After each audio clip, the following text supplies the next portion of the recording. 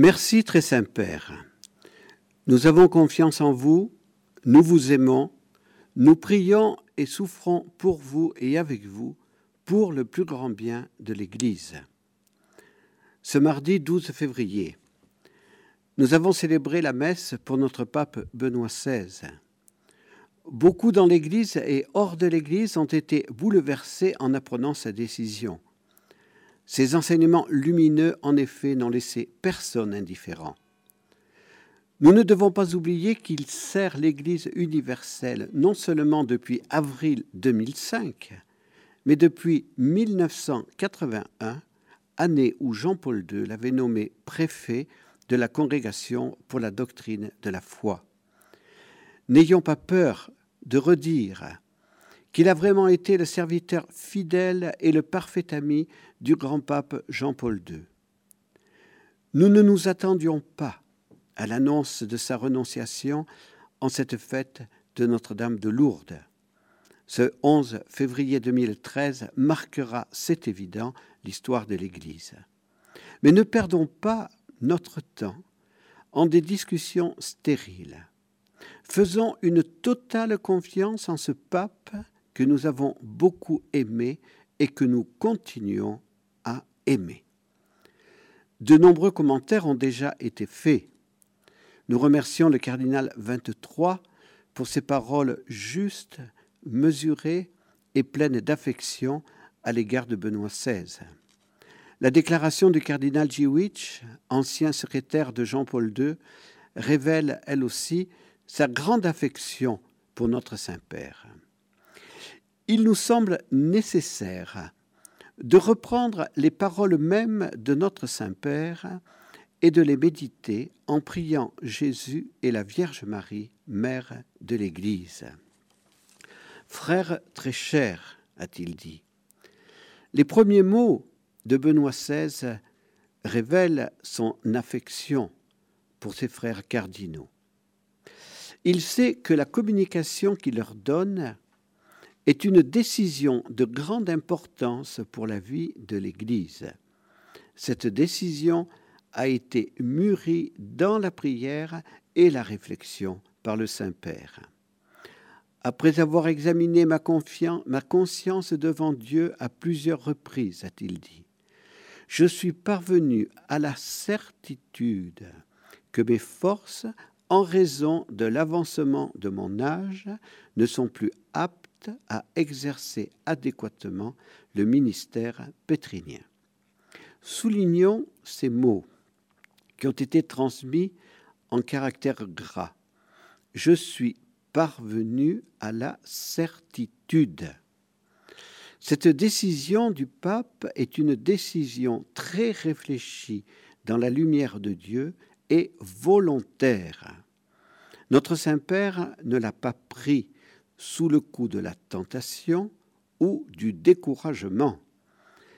Plusieurs évêques de France, après les dernières visites à Tlémina, ont témoigné de la vivacité de l'intelligence de notre pape et de sa présence dans leur rencontre avec lui, malgré sa très grande fatigue.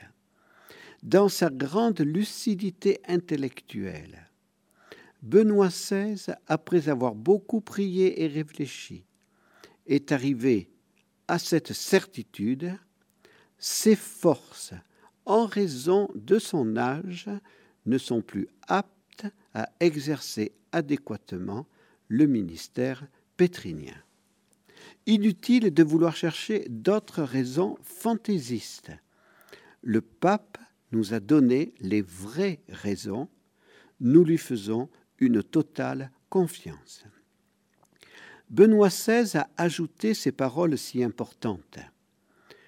Je suis bien conscient que ce ministère, de par son essence spirituelle, doit être accompli non seulement par les œuvres et par la parole, mais aussi et pas moins par la souffrance et par la prière.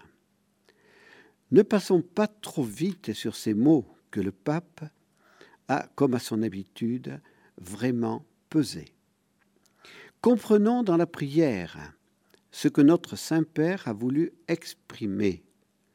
Le pape doit agir, parler, souffrir, prier. Benoît XVI a vraiment été fidèle à son ministère de successeur de Pierre à la suite de Jean-Paul II. Dieu seul sait tout ce qu'il a souffert et offert par amour pour l'Église. Il va, c'est évident, continuer à prier, souffrir et offrir. Sa renonciation n'est pas une démission, elle n'est pas une fuite, il faut le souligner fortement. Ses autres paroles le confirment. Cependant, dans le monde d'aujourd'hui, disait-il, sujet à de rapides changements et agité par des questions de grande importance pour la vie de la foi, pour gouverner la barque de Saint-Pierre et annoncer l'Évangile, la vigueur du corps et de l'esprit est aussi nécessaire. Vigueur qui, ces derniers mois, s'est amoindrie en moi d'une telle manière que je dois reconnaître mon incapacité à bien administrer le ministère qui m'a été confié. Benoît XVI ne renonce pas à cause du poids de la croix, mais uniquement à cause de cette vigueur du corps et de l'esprit qui s'est amoindrie en lui et qui l'empêche d'administrer le ministère qui lui a été confié. Notre Saint-Père est bien conscient de la gravité de la décision qu'il prend. C'est pourquoi, dit-il, bien conscient de la gravité de cet acte, en pleine liberté, je déclare renoncer au ministère d'évêque de Rome. Successeur de Saint-Pierre, qui m'a été confié par les mains des cardinaux le 19 avril 2005, de telle sorte qu'à partir du 28 février 2013 à 20h, le siège de Rome, le siège de Saint-Pierre, sera vacant et le conclave pour l'élection du nouveau souverain pontife devra être convoqué par ceux à qui il appartient de le faire. L'heure à présent est à la prière et au sacrifice.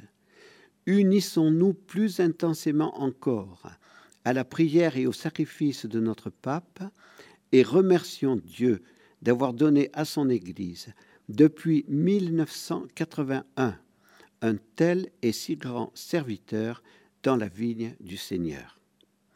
L'apport du cardinal Joseph Ratzinger et ensuite Benoît XVI est tellement important qu'il est impossible d'en faire le bilan en quelques minutes. En ce mercredi des Cendres, au cours de l'audience, notre bien-aimé Saint-Père a dit que ceux qui le soutenaient et l'éclairaient était sa certitude que l'Église est du Christ et qu'il ne cessera pas de la guider et d'en prendre soin. Il a comme senti physiquement la force de la prière que lui donne l'amour de l'Église et notre prière. Il a reconnu que ces jours ne sont pas faciles pour lui.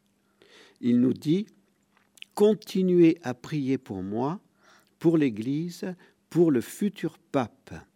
Le Seigneur nous guidera. » Son discours d'aujourd'hui, bref, révèle une nouvelle fois sa grande humilité et son courage pour annoncer la vérité. Ce n'est pas le pouvoir mondain qui sauve le monde, mais le pouvoir de la croix, de l'humilité et de l'amour. Dieu est le Seigneur de toutes choses. Il ne peut pas être instrumentalisé, utilisé pour nos propres intérêts. Autrement, nous nous substituons à lui. La société actuelle soumet le chrétien à plusieurs épreuves qui touchent sa vie personnelle et sociale. La tentation est toujours présente, le sacré s'éclipse. Toutefois, la grâce de Dieu continue d'opérer des merveilles dans la vie de beaucoup de personnes qui se convertissent ou qui reviennent à Dieu. Se convertir, c'est faire de telle sorte que la vérité, la foi en Dieu et l'amour deviennent chaque jour la chose la plus importante pour nous. Merci, très saint Père, vous êtes le pape courage, humble coopérateur de la vérité dans la douceur de l'amour. Nous vous aimons.